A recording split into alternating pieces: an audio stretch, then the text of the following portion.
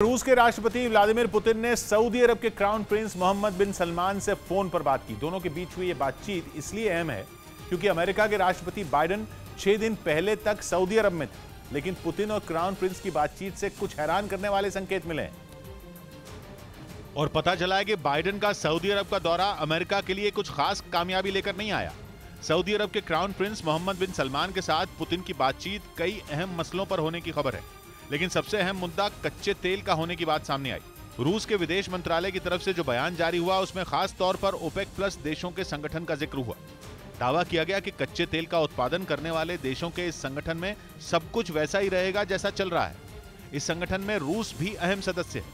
अहम बात यह है कि अमेरिका कई महीनों से यह मांग कर रहा है कि कच्चे तेल का उत्पादन बढ़ाया जाए ताकि तेल के दाम काबू में आ सके, लेकिन रूस का दबदबा अमेरिका पर भारी पड़ रहा है।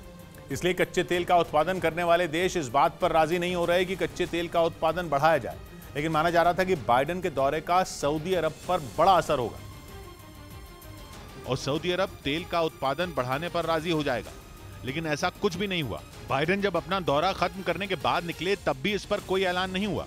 अब पुतिन से फोन पर हुई क्राउन प्रिंस की बातचीत से बाकी की तस्वीर भी साफ हो गई। तेल का उत्पादन बढ़ना अमेरिका के लिए बेहद जरूरी है क्योंकि अमेरिका में महंगाई दर 4 दशकों का रिकॉर्ड तोड़ चुकी है।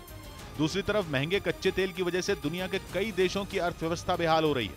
वो सभी देश यूक्रेन की जंग और महंगे तेल के लिए अमेरिका को जिम्मेदार मान रहे हैं। इसीलिए अमेरिका चाहता है कि किसी भी कीमत पर कच्चे तेल का उत्पादन बढ़ाया जाए और कीमतों पर काबू पाया जाए। जबकि रूस के लिए कहानी बिल्कुल उलट है। पुतिन जानते हैं यूरोप और अमेरिका के प्रतिबंधों की वजह से अर्थव्यवस्था बेहाल हो रही, लेकिन कच्चे तेल की वजह से रूस अब भी बड़ी आर्थिक ताकत बना हुआ है। ऊपर से महंगे तेल के कारण रूस को जंग लड़ने का पैसा भी मिल रहा है। जबकि अगर कच्चा तेल सस्ता हो गया तो नुकसान रूस को होगा। या यूं कह लीजिए कि फिलहाल तो रूस की अर्थव्यवस्था केवल एक टांग पर चल रही है और वो है कच्चा तेल। वो एक टांग काफी मजबूत है क्योंकि तेल की कीमतों में आग लगी हुई है। कच्चा तेल अगर सस्ता हो गया तो रूस के लिए टेंशन कई गुना बढ़ जाएगी। इसीलिए अमेरिका से नाराज चल रहे पश्चिम एशिया के देशों को रूस इस खेल में पूरी तरह इस्तेमाल कर रहा है। कच्चे तेल के खेल में पश्चिम एशिया के देश सबसे बड़े खिलाड़ी हैं। ये भी साफ है कि फिलहाल ये देश पुतिन से दोस्ती पूरी ईमानदारी से निभा रहे हैं। इसीलिए तेल की कीमतों को कम करने की बाइडेन की हर चाल पूरी तरह बेअसर रही।